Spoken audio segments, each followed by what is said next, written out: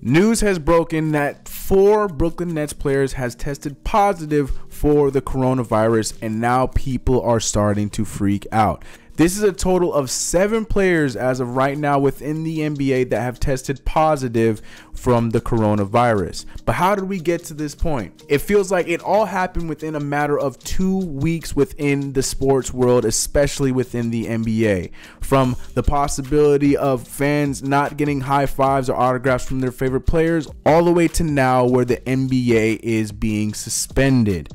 What happened? How did we get here? And what's next? What's going on, Fumble fam? It's your boy Chris, also known as CK2K over my YouTube channel. Go subscribe if you haven't already. But also make sure you subscribe right here, hit the notification bell, and don't forget to like this video. Yes, people, if you are a subscriber, somebody that watches my channel, you know this as my setup for my YouTube channel, but you're on the Fumble. Your eyes are not deceiving you. So welcome to my humble abode as we talk about all of the craziness going on with the coronavirus, which is exactly the reason why I'm recording this video in my office at my house and not at the regular Fumble studio. Back from late February to early March, we started to hear our first cases of the coronavirus coming over to the United States. Specifically in Oregon, there was quite a few cases that were reported in Oregon, and it led to Portland Trail Blazers guard CJ McCollum to speak out by saying that he would not be signing autographs or shaking hands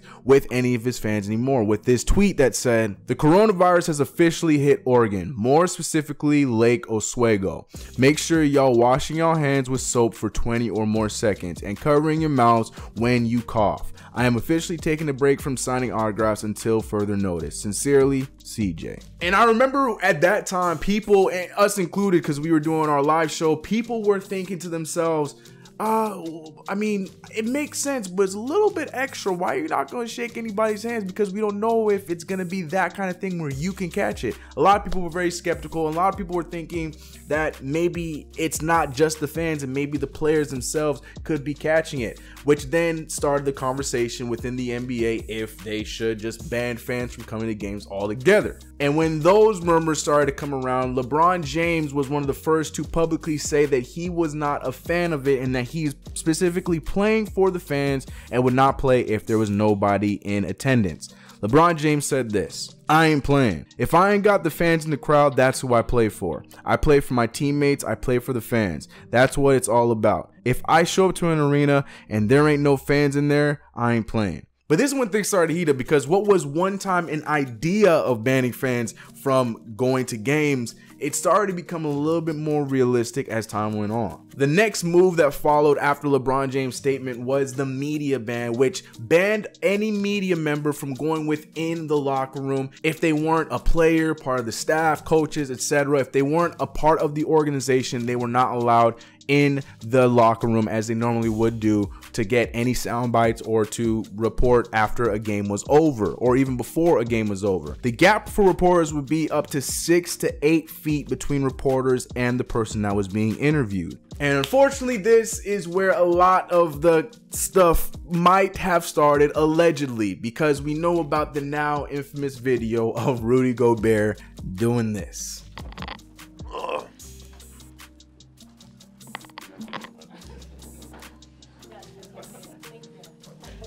Now, this was the week when things started to go the other way, because it was announced early on in San Francisco that there was going to be a 2-week ban on gatherings of more than 1,000 people in a way to slow down the spread of the virus that was already spreading pretty quickly in the San Francisco area. Because of that, we were going to have our first ever audience-less game with the Golden State Warriors against the Brooklyn Nets in the brand new Chase Arena. So this was our first hearing of it. This was the first time it was going to happen. It was being murmured that this was going to be the new norm. We had owners and we had everybody within the NBA meet, and we were going to wait for the ultimate decision that was going to be made that same day of the game between the Golden State Warriors and the Nets.